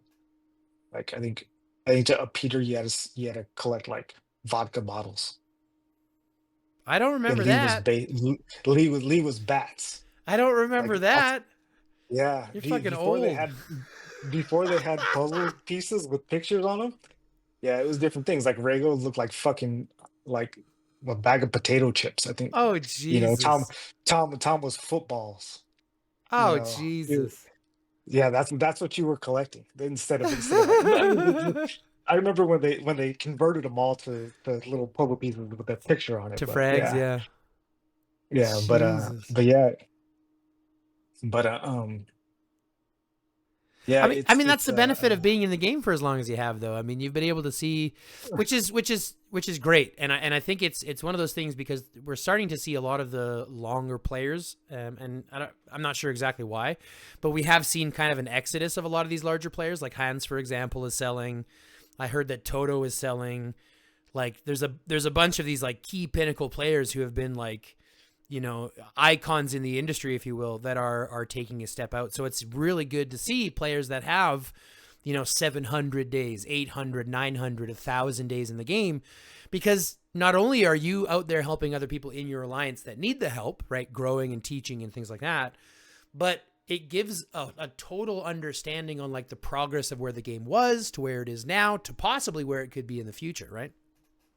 Yeah, yeah, and it is sad. It is sad to see them go, and it is sad to see, especially if they don't say bye. I Yeah, mean, you get people who just disappear. But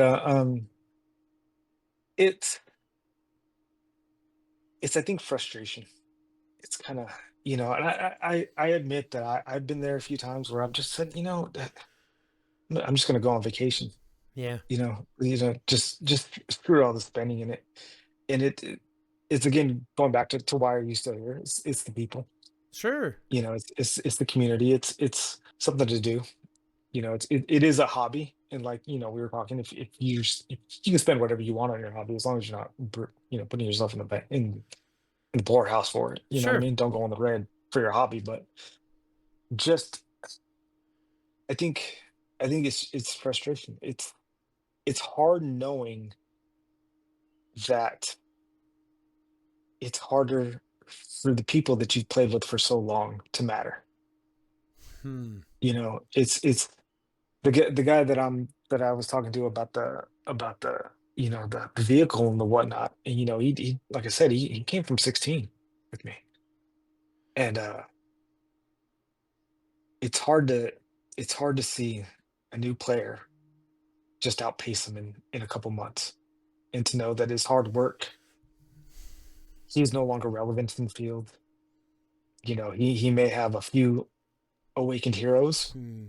but unless he's continuing to put that money in, he's not relevant. And again, the way that IGG works that might with that your troops, because you see a lot of now alliances restricting the amount of cards that a single account can have, because when they're calculating the total alliance might through that Pompeii equation that they use, it doesn't say what type troops, it doesn't say fighting troops, just says troops. Mm-hmm. So yeah, people with Yeah, 600,000 cars. cards. You know what I mean? It's now, hey, you got to dump those. And like you said, yeah, now I have these, a free to play player with, you know 3 million troops, 4 million troops, and they go and they fight somebody, and they're injuring 10,000, and they're getting 100,000 put in the hospital. So now I'm carrying that mic for something that's, Wasted. yeah, Yeah. and it's 2 or 3 years of gaming gone just like that. Well, it comes down to a couple of things, and before we wrap up here, I'm just gonna kind of leave it on one last message or one last note. And that really does come down to just understanding your own playstyle and like being Mhm. smart with the resources that you get in the game. Realize that the game gives you a ton of resources. It provides a good enough space for you to be able to grow, as long as you do it. As long as and my mantra has always been play smart, grow strong, stay lifted. Right? It's the same thing. Mhm. You have to play smart first. And there's a lot of people that I see that are doing unsmart things because they don't know any better. And they don't know any better because either IGG doesn't explain it well enough, or they're not in a good enough alliance that actually explains it well enough, or they don't care to know, enough. And one of those things is troop control, right? I don't have 1,000,000 cars. You know how many cars I have? 300,000. It's good enough. Mm. I That's don't as even know many as I that. keep. That's as many as I keep, right? I've got enough to send one march and a little bit to a node if I need to. You know what I mean? But not more than one march. It's yeah. People ask me, and or they say how many cars should I keep, and I said, look, I said the way I did it was I sent 5 marches to level 7 nodes. I kept 2,000 extra cars. Everything else got deleted. Mm-hmm. I said That's because I will never need more than 5 marches nodes, because I can't run more than 5 squads yeah. farming And at a time. as long as you make sure that that's 5 food nodes, just so that you're not worrying about the Yeah. steel versus oil, that's that's totally fine. And you know, a level 7 node is going to take, depending on your tech, maybe 19, 20,000 troops. So all you really need is like 100, maybe 130,000, 150,000 cars, and that's all. I Yeah, don't know how and many that's players I met who had millions of cars. Millions. I had a yeah. guy I was Even talking. Sorry, go ahead. even the millions of troops. I'm like, what are you doing with all those troops? You fill your hospital at 800,000. What are you doing with the other 3 million troops, Mm-hmm. 3.2 million troops? Do you just I go always straight tell to the people, aid station? I go, look, I say, troops give might. Troops make you mighty. Armaments, beasts, and vehicles make you strong. Hmm. It's I said, an if you interesting. want to, if you want to be strong, armaments, vehicles, and beasts. Mm-hmm. If you want to be mighty, just make troops. That's true. That's true. I You, get you will that. get all the might you ever want. Yeah, that's I true. said, but what makes you strong are those three things. I still think, however, that you still want a good amount of your main troops. So, like, my main troop is infantry. I still have 2 million infantry troops. Jeez. I But wish. ask me how many ranged I have. Five hundred How many range thousand. do you have? Ask me how many How many riders I riders do you have? have. Five hundred How many thousand. riders do you have? I Yeah. have enough riders in range to fill rallies and fill garrisons when they're there. But the reason I have so many infantry is because, number one, I'm the infantry garrison main of our alliance. So I have to make sure that I've got infantry on, on lock anytime. Even if my hospital is full of 900,000 troops, I need to make sure that I still have a march or two left to fill rallies, fill garrisons, and the Right. rest, right? But that's it. Like, I mean, 2 million, and that's only because this last TC I trained 700,000 troops, right? So, like, I Yeah. trained a shit ton. But normally I'm sitting around 1.5 million, maybe 1 million at most. Because, like you said, a lot of that is just wasted might, which leads to wasted rating, which leads to bad matchmaking. Yeah, it does. It really does. Yeah. And it's always, and we still take off our armaments and lower our vehicles for matching. And they say, oh, it doesn't matter. I said, I know it doesn't matter in the matching. I said it matters in where we get placed Yes. because That I give you credit for. we border between elite and fearless. And I said, if we're gonna go to elite, we need to take them off. If we're fine being in fearless, then just keep them on because we're not going to make apex, and the game is going to count them anyway. Mm-hmm. I said, so it doesn't matter. I go, That's right. the only reason why we take them off is to determine which pool we're in. Right. Now, once you're in the pool, you're going to get matched Based on your rating. regardless if you have Yeah, them on. that's Yeah, right. you see have them on or off. Yeah. I said the only thing is we just want to be in the smaller pool. We don't want to be in the bigger pool. And that right there, folks, is the key thing to understand when it comes to taking off armaments. There is no use to taking off armaments unless you're trying to go between Fearless and Elite or between Elite and Apex. If you're in Fearless and you're trying to get Elite, you need as much might as you can. You're going to need to have your armaments and beasts and everything on. If you're in Elite and you're trying to get to Fearless, then you might end up taking your armaments off to be able to get into Fearless. But once you're in that bracket, it then uses the match rating to make those matchups, which is why our alliance, for example, will register for an event at 900th, right? 900th place, but still get matched in the absolute top of Fearless. Right. And it's that Pompeii rating. And I've ran it a few times, because there's ways to manipulate that rating. Yeah, but it's super annoying. Yeah, it's a little bit of work. You know what the easiest way to drop your rating is? Don't play the game for a week. Don't log in for 7 days. No, there's different ways. I know, but one of the easiest ways I've- to drop your rating a decent amount, don't log in for 7 days. Because they take daily action as a way to increase your rating. They do. And it's I think one time we've manipulated it enough to where we've actually been rated, I think, 3 billion lower than what we are. So it's there's different ways of moving it around. It's a pain. Mm-hmm. It's a lot of writing, a lot of math, which I don't mind doing, but I just haven't had time to get to it lately. Well, it's just Um, because it's also because IGG is so unclear with what makes up their rating, right? They'll yeah, tell you a litany of things. They'll tell you it's troop count, they'll tell you it's armaments, they'll tell you it's what's in your bag, they'll tell you it's your daily activity. They'll even tell you it's the events that you participate in and how well you do in those events.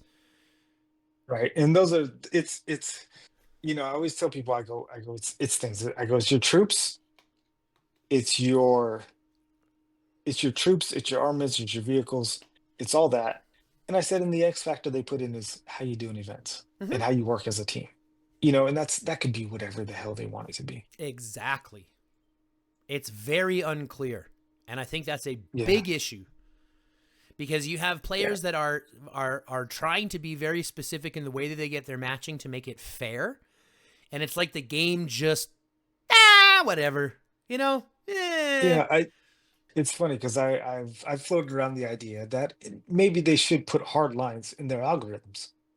Like, if you have a 6.5 million hero, you're going to go against alliances that have 6.5 million heroes. Mm-hmm. Like, there should just be hard lines in it. Like, if your alliance has this, then you're going to fight other alliances that have that. Mm-hmm. If your alliance has this, you're not going to fight 7 alliances who don't. You know what I mean? Mm-hmm. And it I don't know how hard that I'm not a programmer. I try digging it. It's just not interesting to me. Mm-hmm. But there have to. I know enough about it that there are ways to write that in a code. And somewhere into their algorithm, there is a way to do that. They just, I mean, they're just not interested. Like, it If works off that total alliance might, and if you got, I mean, a 400 million might person. I mean, who'd you guys fight against that last IR? That 59E or yeah, RE or whatever it was. And 69 it RE. right, the one guy. Who's gonna beat him? Nobody. I mean, Nobody. I knew a friend that played in. I mean, their alliance. I think the best hero they got is 3.5 million, maybe touching 4. Went up against a 300 million might person with level 20 vehicles and 6 million might heroes. Yeah. I mean, what are they gonna do? But this is exactly why, Sack, this is exactly why I am adamant that they fix their immigration issue. They have to limit stronger accounts from joining. Like, here's two ways to think about it, right? They don't want to limit people from playing with friends. And I get that. You want to be able to play on the alliances that you want to play with the friends that you make. I get that. But there has to be a certain amount of balance between letting big players play with small players. If we look at Yeah. any sporting event in life, is there any sporting event that we have that allows the professionals at the top to play with the absolute rec league? Nope. Nope, it doesn't happen, except in games like this where they allow it to happen specifically to create this imbalance because then people pay to catch up. They spend more money to catch up to get out of the position that they're in. And I think it's Yeah. so ass backwards because it not only prevents new players from growing and learning the game and sticking with the game and things like that, but it creates even animosity between us older players. I don't want to go into an IR in Fearless and fight a 400 million player. I want to go into IR in Fearless and fight people my size, alliances my capabilities. And that's And just right. not what we That's get. that's Yeah, that's what I was saying. Like, there's got to be baselines in that matching. Like, Mm-hmm. you're not going to get matched with this person if they're going to go, and it's going to be one 6.5 million hero, and they're fighting against an alliance that has 3.65 million heroes. Well, then guess what? Maybe you shouldn't hang out with people who don't have 6.5 million heroes. You know what I mean? If you're only going to fight people who have these, then maybe you shouldn't hang out with you and then a bunch of 50 million my players. Like, it's just, But then again, maybe you have that's. to. But then again, you have to get people to understand and not want to be the big fish in a small pond. You know what I mean? Yeah, which is, again, it's ego. Yeah, It's 100%, it's 100%. it's ego, and it's like, even when how we were remember that whole thing when vehicles came to level 25. Mm-hmm. When they jumped him from Really, 15 to 25. yeah, it was just ridiculous, and it was like, and I was floating around that idea, like, why don't you make, if you want older accounts to be valuable, make equipment a percentage of of your strength. Like if you made equipment 40% of your strength, because carbon, even though it is easier, is still hard to come by. Sure. And so same with the fucking defensive fabric. Yeah, and I mean it's kind of like if you made these things worth value, then the older accounts who have taken the time to build have value to them. Mm-hmm. You can, if you, let's say you stopped it at parts and equipment are worth 60% of your, let's say your overall attack strength. Mm-hmm. That still gives the top 1% 40% more strength than a lot of players. Mm-hmm. 99% of the players out there, which is a considerable amount. But you start cutting into that, like let's say, I have full equipment and I don't have full parts, but I do have decent armaments, a decent vehicle. I'm cutting into that. So let's say that the Hanses are 25, let's say they're 30% stronger than me after it's all tallied up, Mm-hmm. right? That's still a significant amount. But if you have 10 players like me, then it's easier, Well, right? it, We it can, becomes we it can, becomes a we can, situation. Sorry, it just becomes a situation where the developers think that one 400 million player is the same as four 100 million players, which just isn't the yeah, case. no, and it's not. But I'm just saying, like you can, if you give if if you told a free to play player who's been playing since I've been playing, Mm-hmm. right? They have full equipment. I mean, just through the natural course of the game of doing the anti and Right. whatnot. Yep. If they're 60%, if the top player in the game is only 40% at most stronger than this person who's played free to play, it still gives that free to play player value It, in, because he's most likely not in that league. well, and He's it in, it gives them more of an understanding that says they have more potential. They have potential. yeah, it gives value to them. And again, it still keeps them above players. Mm-hmm. Now, players who are coming in now are still getting equipment slower. They still have this 60% advantage. The other players is catching up because they're investing in vehicles and beasts and other things, these beasts armaments and vehicles to outpace the free to play player eventually. But for a longer time, that free to play player is going to matter. And even after they outpace them, there's still going to be a good chunk there Mm-hmm. that the free to play player has. And Yeah. I think that's the best way to add value to an older account than whatever this hero thing is going to do. Because It's that gives them a baseline. well, not only that, but like you mentioned, it's like every new edition is just chipping away at like the value that they've intrinsically built in their accounts because Yeah. they can have full parts, they can have full equipments, and they're going to have those before everybody else, right? But every new edition like devalues it. Like we've been talking about even in this episode, chips are now the new the newest thing, bigger thing to invest in. You don't need to really invest in parts because they give you a ton of parts. You don't have to invest in equipment because they give you a ton of equipment parts, right? They give you a ton of carbon fiber. You don't really have to invest a lot in armaments because there's a lot of ways to get armaments nowadays. The only armaments you're investing in are superbs, really. But they're providing you with a lot of those types of things. It's really the individual things now as they're adding, which are taking away from that value that we have built up. Right. Even when you Yeah. look at the skill the skins, when those skins first came out for Lewis, for example, $400 or $800 or $1,000, whatever it was to get the skin, because you could only get it through that dice event that they had. Right. You had to get the skin voucher coupons for it. Right. And some people spent like $1,000 for Lewis, and then the next skin event they gave you 2 skins for $400. So it's like they immediately backhanded those who ended up putting value into their accounts from the beginning. And I think that's a big thing that the developers are missing out on, is taking care of their older players. But again, that could just be Yeah. me because I am an older player and I'm a little sour that I don't have the Cynthia skins. Yeah. I mean, like I mean, it's the same thing. It's kind of like it's trying to think of ways. And I think the only reason why I went to equipment is it was it's just not easy to get Mm. carbon steel. I mean, even they're giving it away, it's still, I mean, it still takes time. That's right. It's still Yeah, just it's still it's a, effort. and The best way to get it still is still the Antipede, which requires participation. Mm-hmm. You gotta be part of the lines. You gotta get there. You gotta know what you're doing. You know what I mean? You gotta please don't use non-damage heroes in Antipede. Don't send I mean, I tell Maxine. people that.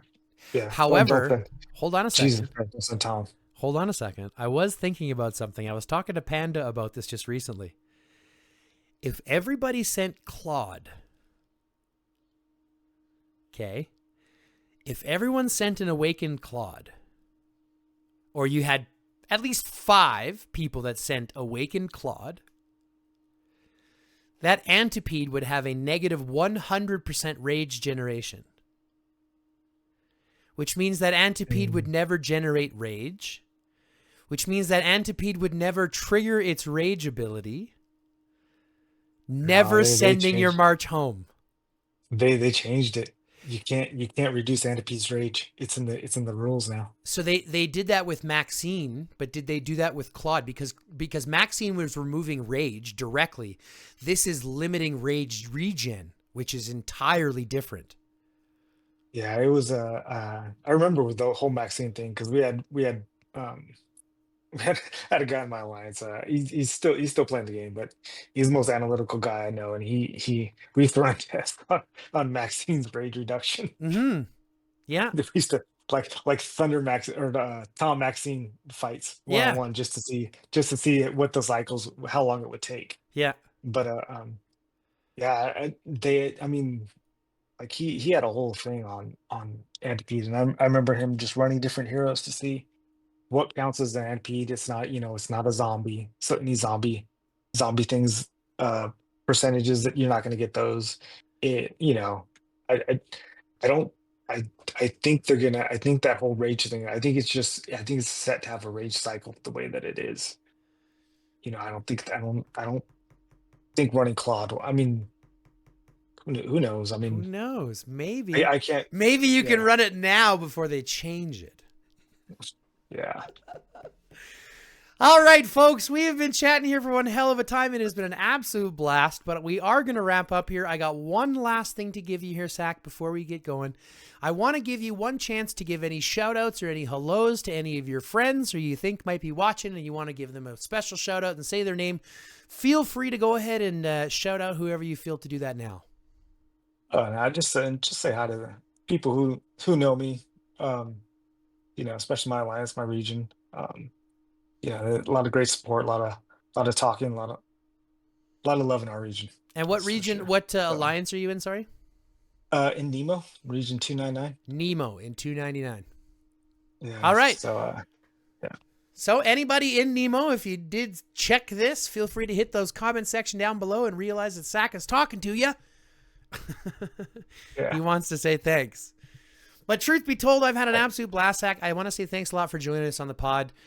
This actually went a lot longer than what they normally do because it was a lot of fun. So I want to say thanks a lot for that. Do you have any last minute questions or anything you want to say before we wrap up? No, I mean, it was a lot of fun. Like like you said, I mean, I can get a little bit wordy. We both do. It's good. It's totally fine. Yeah. So yeah, it was a lot of fun. Wish I would have done this sooner, but I'm not much of a talker, as my alliance knows. I don't. A lot of people know. I don't really say a lot. So. Well, I also understand wholeheartedly that it's a bit of a thing, a bit of a challenge for most to come on here because a lot of people like to have their animosity or their anonymity, pardon me. They like to be like their own person, and I totally understand that. I do, but that's half the reason why I do these conversations is because I need people to understand that every person that we're interacting with in this game or on YouTube or in Twitter or anywhere, 9 times out of 10, they're real people sitting behind the screens. You know what I mean? Like they're real people with real experiences, doing real things.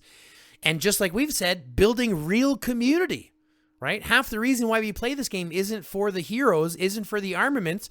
It's for the people. It's for the community. It's for the relationships that we build, the friendships that we build, like, cross countries that span chasms. You know what I mean? Like it's those connections that bring us back. And that's what's going to continue to do this as long as IGG follows this advice. Slow down. Give us some time to dig our teeth in. Just, Yeah, I mean, I mean, just slow it down. yeah. Like, I mean, this is a good stopping point. You got a siege and a garrison for each troop type. Just Pump the brakes.